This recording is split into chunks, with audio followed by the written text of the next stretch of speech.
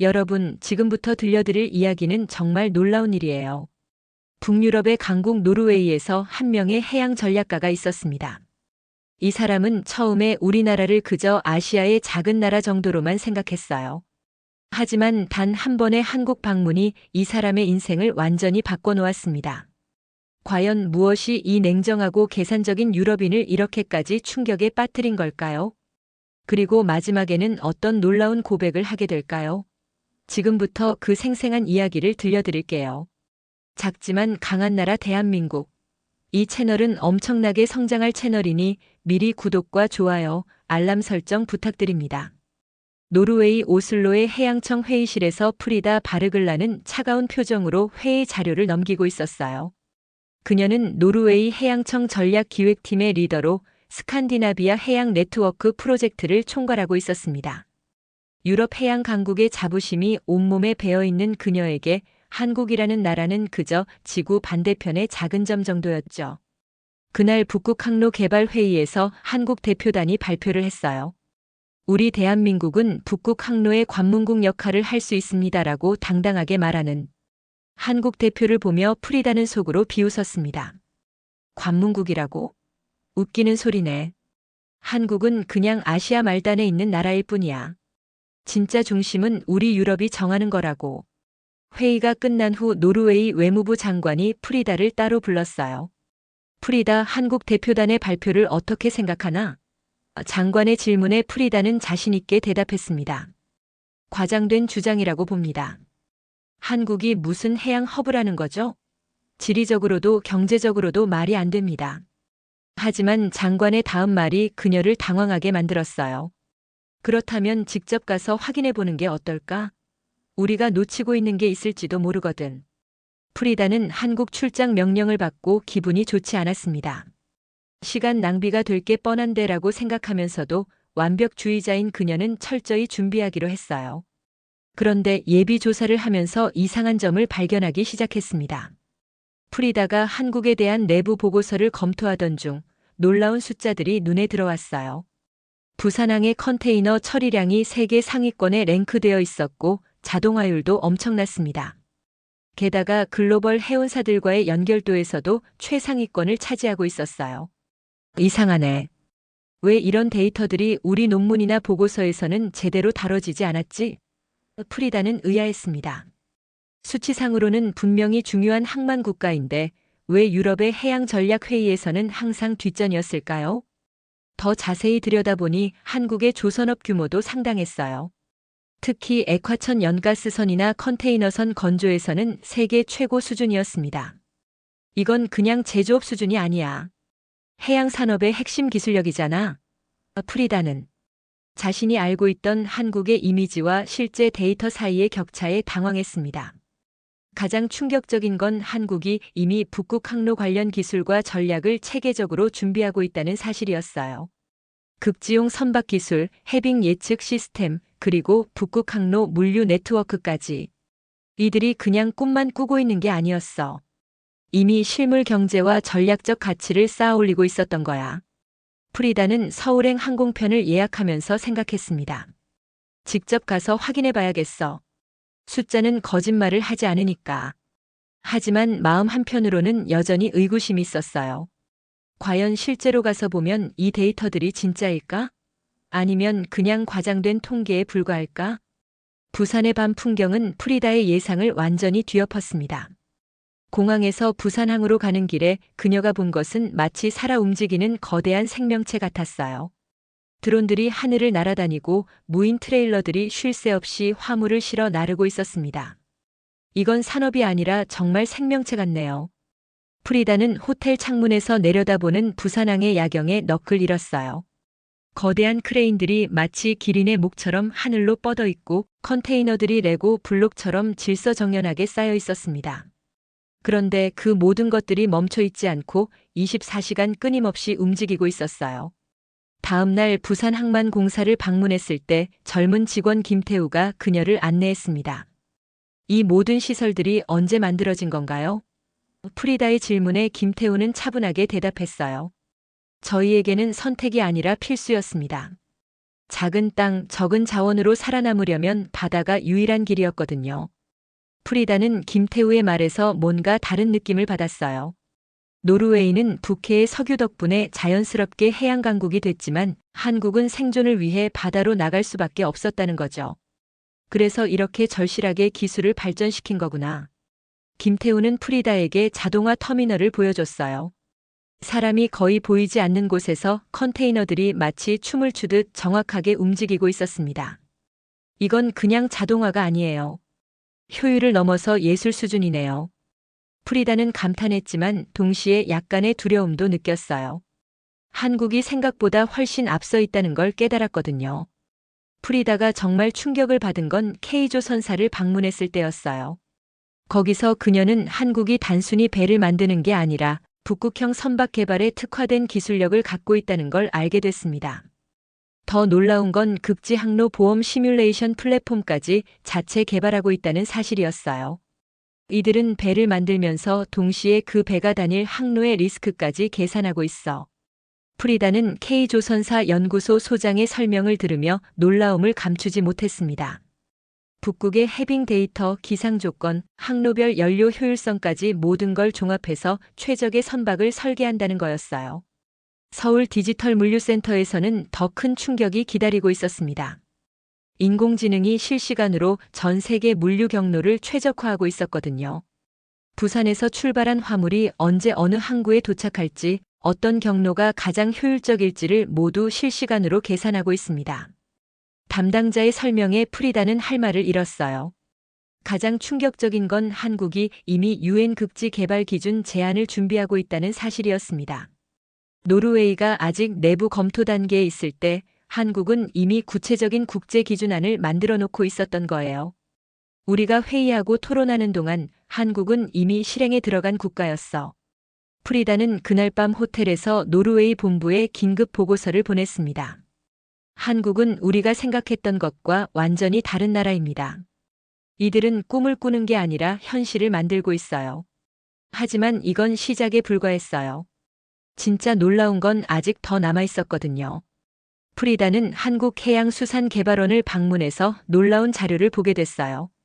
옛날 유럽에서 만든 지도들을 보여주면서 담당 연구원이 설명했습니다. 예전 유럽 지도에서 한국은 정말 작게 표기되어 있었어요. 때로는 아예 생략되기도 했죠. 프리다는 그 지도들을 보며 복잡한 감정을 느꼈어요. 확실히 과거에는 한국이 세계 지도에서 별로 중요하지 않은 위치였습니다. 하지만 지금은 어떨까요? 현재 글로벌 해운 네트워크 지도를 보시죠. 연구원이 보여준 최신 지도에서 한국은 항로의 시작점으로 선명하게 표시되어 있었어요. 지도는 크기로 그려지는 게 아니라 전략으로 새겨지는 거였구나. 프리다는 자신의 노트에 이렇게 메모했습니다. 땅의 크기는 작아도 그 땅이 갖는 전략적 가치가 지도 위에서의 중요도를 결정한다는 걸 깨달았거든요. 더 놀라운 건 한국이 단순히 지리적 이점만 활용하는 게 아니라는 점이었어요. 우리는 지리적 한계를 기술로 극복했습니다. 연구원의 말이 프리다의 가슴에 와닿았어요. 섬나라도 아니고 반도 국가로서 육지와 바다를 모두 연결하는 독특한 위치를 최대한 활용한 거였죠. 프리다는 그때까지 노르웨이가 북해와 북극해에 인접해 있다는 지리적 이점을 당연하게 여겨왔어요. 하지만 한국을 보니 지리적 조건보다 중요한 건 그 조건을 어떻게 활용하느냐였습니다. 한국은 주어진 조건을 받아들이지 않고 스스로 조건을 만들어낸 나라야. 그날 밤 프리다는 오랫동안 생각에 잠겼어요. 과연 노르웨이는 지금까지 무엇을 놓치고 있었을까? 그리고 한국이 보여주는 이런 전략적 사고는 어디서 나오는 걸까? 내일은 한국 해군 전략학교를 방문하기로 했는데 거기서 더 큰 깨달음이 기다리고 있을 거라고는 상상도 못했어요. 한국 해군 전략학교에서 프리다는 이순신 장군에 대한 강의를 듣게 됐어요. 처음에는 그냥 역사 이야기 정도로 생각했는데 강의가 진행될수록 놀라움이 커졌습니다. 이순신 장군의 핵심 전략은 유리하지 않으면 싸우지 않는다였습니다. 교관의 설명에 프리다는 고개를 끄덕였어요. 하지만 이순신은 단순히 회피만 한 게 아닙니다. 불리한 상황을 유리한 상황으로 바꾸는 능력이 탁월했어요. 명량대첩 이야기를 들으며 프리다는 소름이 돋았습니다. 12척으로 333척을 막아낸 건 단순한 용기가 아니라 철저한 계산과 전략이었다는 거죠. 더 흥미로운 건 이순신의 전략 사상이 현대 한국의 해상 물류 계획에도 그대로 적용되고 있다는 점이었어요. 약자의 지혜로 시작해서 강자의 힘을 갖추는 것, 이게 바로 한국 해양 전략의 뿌리입니다. 교관의 말에 프리다는 깊은 인상을 받았어요. 프리다는 이순신 장군의 동상 앞에서 오랫동안 서 있었습니다. 우리 노르웨이에게는 없는 뭔가가 이들에게 있어. 바로 의미의 힘이야. 노르웨이는 자원과 지리적 이점으로 해양 강국이 됐지만 한국은 생존 의지와 철학으로 바다를 정복한 거였어요. 특히 인상 깊었던 건 이순신 장군이 단순히 왜군을 물리친 게 아니라 조선의 바다를 지켜낸 거라는 점이었습니다. 지키면서 동시에 확장하는 전략, 이게 바로 현재 한국이 북극 항로에서 추진하는 전략과 똑같네. 프리다는 400년 전 이순신의 지혜가 21세기 글로벌 해양 전략으로 이어지는 걸 보며 감탄했어요. 그날 밤 프리다는 자신의 보고서에 이렇게 썼습니다. 한국은 기술만 발달한 나라가 아니다. 바다를 통제하는 철학이 DNA에 새겨진 민족이다. 하지만 아직 한 가지 더 확인하고 싶은 게 있었어요. 과연 이 모든 게 우연일까 아니면 치밀한 계획의 결과일까? 프리다가 한국의 진짜 저력을 깨달은 건 경제 위기 극복 과정을 들었을 때였어요. 한국경제연구원에서 만난 박 박사가 들려준 이야기는 정말 놀라웠습니다. 우리는 IMF 외환위기, 플라자합의 무역 보복 등 수없이 많은 위기를 겪었어요. 하지만 그때마다 바다가 우리를 살렸습니다. 1997년 외환위기 때도 조선업과 항만업이 한국 경제의 마지막 보루였어요. 박 박사의 설명을 들으며 프리다는 놀라움을 감추지 못했습니다.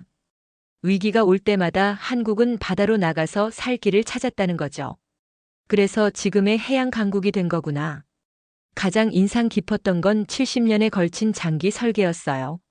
1960년대 항만 건설부터 시작해서 1980년대 조선업 육성, 2000년대 물류 허브 구축, 그리고 지금의 인공지능 플랫폼까지. 이 모든 게 하나의 큰 그림이었어요. 프리다는 입을 다물지 못했습니다. 부산의 한 청년과 인터뷰했을 때 더욱 감동적인 이야기를 들었어요. 저희 할아버지는 벽돌을 옮겼고 아버지는 컨테이너를 옮겼고 저는 데이터를 옮기고 있어요. 하지만 모두 같은 일이라고 생각해요. 바다를 통해 세상과 연결되는 거니까요. 그 청년의 말에 프리다는 눈시울이 붉어졌어요. 노르웨이는 기술로 바다에 왔지만 한국은 생명으로 바다를 만들어냈구나. 프리다는 그날 밤 긴 편지를 노르웨이 본부에 보냈습니다. 한국의 해양 역량은 단순한 기술력이 아닙니다. 70년간 축적된 철학과 의지의 결과예요. 이건 하루아침에 따라 할 수 있는 게 아니에요. 하지만 프리다의 한국 방문은 아직 끝나지 않았어요. 마지막 날 그녀는 자신의 모든 선입견을 완전히 바꿔놓을 결정적인 깨달음을 얻게 될 거였어요. 프리다의 한국 방문 마지막 날 그녀는 부산 해운대에서 일출을 보며 지난 일주일을 정리하고 있었어요. 그때 김태우가 마지막 인사를 하러 왔습니다. 어떠셨나요? 한국이 정말 관문국 역할을 할 수 있을 것 같나요?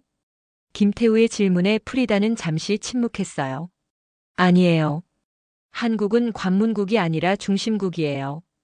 프리다의 대답에 김태우는 놀란 표정을 지었습니다. 유럽에서 온 제가 이런 말을 하는 게 이상하지만 한국은 이미 글로벌 해양 네트워크의 중심에 서 있어요. 우리가 인정하지 않을 뿐이죠. 노르웨이로 돌아간 프리다는 유럽 전략 포럼에서 충격적인 발표를 했어요. 우리는 지금까지 항로를 지배하려고 했습니다. 하지만 한국은 항로를 만들어냈습니다. 회의실이 조용해졌어요. 모든 사람들이 프리다의 다음 말을 기다렸습니다. 한국은 작은 나라가 아닙니다. 우리가 작게 본 거예요. 땅은 작을지 몰라도 바다에서만큼은 이미 거대한 나라입니다. 프리다는 자신이 직접 찍은 부산항 야경 사진을 보여주며 설명했어요. 이들은 우리가 꿈꾸는 미래를 이미 현실로 만들어 놓았어요. 가장 중요한 건 마지막 결론이었습니다. 앞으로 북극 항로든 어떤 새로운 해상 루트든 한국과 협력하지 않으면 성공하기 어려울 거예요. 이들은 단순히 지나가는 경유지가 아니라 전체 네트워크를 조율하는 허브거든요. 프리다는 그날 밤 자신의 보고서 제목을 바꿨어요. 원래는 극지의 전쟁이었는데 지도 너머의 나라 대한민국으로 바꾼 거죠. 그리고 보고서 마지막에 이렇게 썼습니다. 한국은 지도 위에서는 작게 보이지만 실제로는 바다 전체를 움직이는 나라였습니다. 여러분, 이 이야기가 주는 교훈은 정말 깊어요. 우리는 종종 겉으로 보이는 크기나 화려함에 속아서 진짜 실력을 놓치곤 하죠. 하지만 진정한 강함은 크기가 아니라 준비와 철학에서 나오는 거예요. 한국이 바로 그런 나라고요. 작지만 결코 작지 않은 나라, 조용하지만 세상을 움직이는 나라 말이에요. 당신의 구독은 우리의 진짜 이야기를 세상에 알리는 힘이 됩니다. 다음 내용도 궁금하시다면 구독과 좋아요, 알람 설정 꼭 잊지 마세요.